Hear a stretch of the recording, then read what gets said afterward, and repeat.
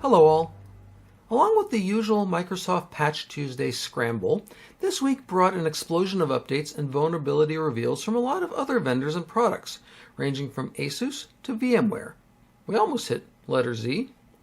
ASUS fixed 2 defects in their Driver Hub tool, which is used to identify motherboards and then offer drivers for download. If exploited, it could have allowed for RCE, or remote code execution, on the victim's machine. ASUS strongly recommends that you update to the latest Driver Hub version. F5 Big IP has a command injection vulnerability that can allow for an attacker to execute arbitrary commands in an elevated session. Update to a patched version to fix this defect. Fortinet released fixes for a 0-day that has been shown to be exploited in their FortiVoice. The updated software is needed to fix this, and they have guidance on checking for existing compromise. Fortinet also released fixes for FortiOS, FortiProxy, and FortiManager to plug a defect that can allow an unauthenticated threat actor to gain full administrative control over the systems.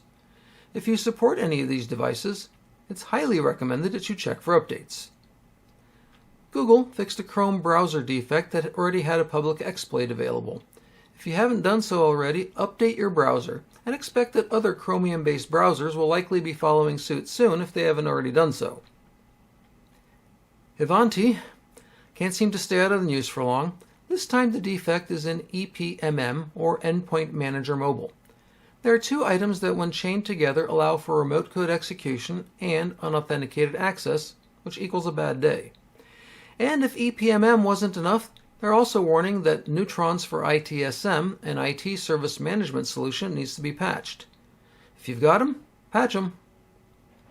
Microsoft surprised me this month. I expected a lesser number of defect fixes, but instead Big Redmond coughed up a whopping 72 flaws and 5 0-days that need fixing.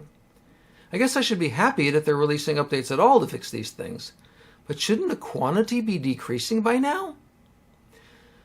Make sure that you vet and apply the patches quickly, as the 0 days are already under active attack.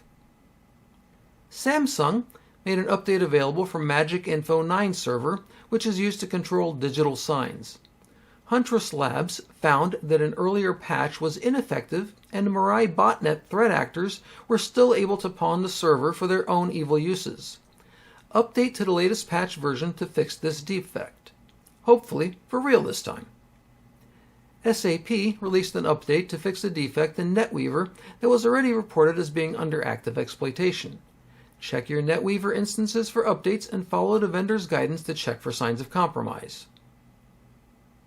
U.S. deportations airline Global X was apparently hacked by Anonymous, exfiltrating flight records and passenger lists, which they made available to the media. I guess the secretive flights are not so secret now.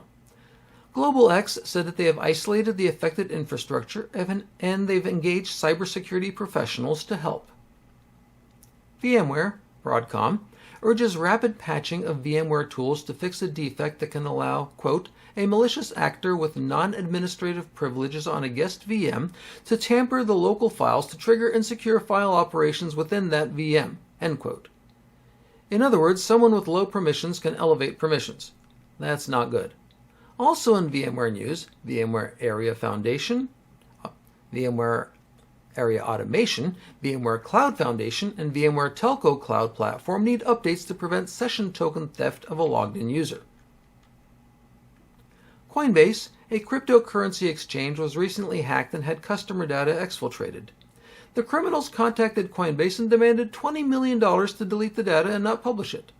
Coinbase just outright refused and posted on their X account, quote, we will pursue the harshest penalties possible and will not pay the $20 million ransom demanded that we received.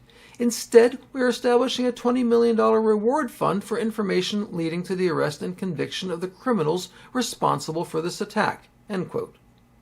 This hack was apparently made possible due to the dirtbags bribing some offshore Coinbase employees to get them the information and possibly access. All of these have been terminated, hopefully with some prejudice.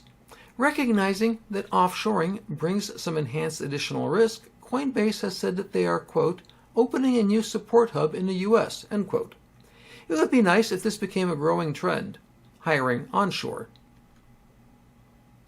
A practical roadmap for adopting vibe coding is a nice article that gives a good history of and recommendations for the future of vibe coding. If you're unaware, this is the practice of working collaboratively with an agentic AI to write software code.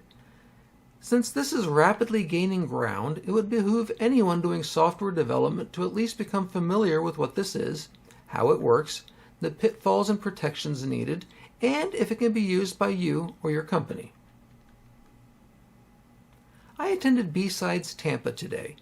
What a great conference. It was me and 2,400 or so of my best friends. The Tampa B-Sides is the third largest in the country, with this being their 12th year putting on this amazing gathering of cybersecurity and cyber professionals. One of the highlights was the show's keynote closing speaker, John Hammond from Huntress Labs. He spoke about another round on the treadmill, that we as security professionals have an unending assignment. We will always be dealing with our Sisyphean task of security.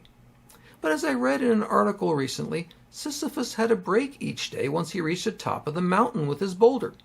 He walked back down before starting his uphill struggle with his burden again. His muscles could rest. He could think of other things. He could, in a sense, recharge. That's something that we cyber professionals do not have built into our worlds.